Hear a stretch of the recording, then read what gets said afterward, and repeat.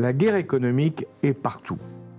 On a connu la guerre militaire pendant très longtemps et Clausewitz, à l'époque de Napoléon, disait que la guerre militaire est la continuation de la politique par d'autres moyens.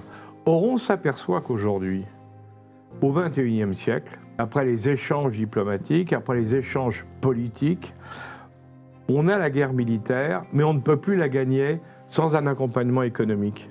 La guerre économique est devenue fondamentale.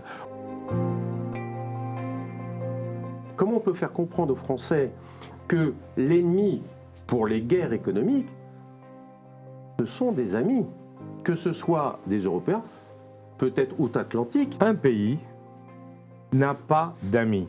Il n'a que des ennemis, des partenaires, des alliés, mais jamais d'amis. On l'a vu avec celui qui était l'autre membre du couple franco-allemand, l'Allemagne, qui nous a roulé dans la farine, on peut le dire, depuis 20 ans. Vous avez les Américains qui, d'un côté, nous disent non, il faut être ensemble et autres, et qui nous sabotent tous nos contrats, par exemple, qui peuvent, pour pouvoir vendre à notre place des produits. On comprend très bien que les intérêts des autres ne sont pas les nôtres.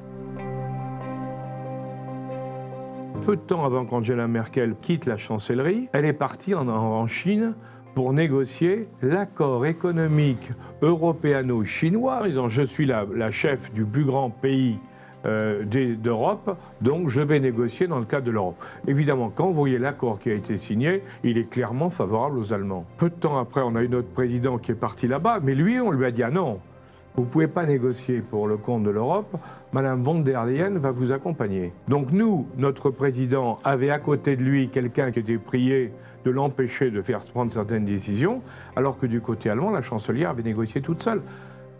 Deux poids, deux mesures, qui correspondent bien à des rapports de force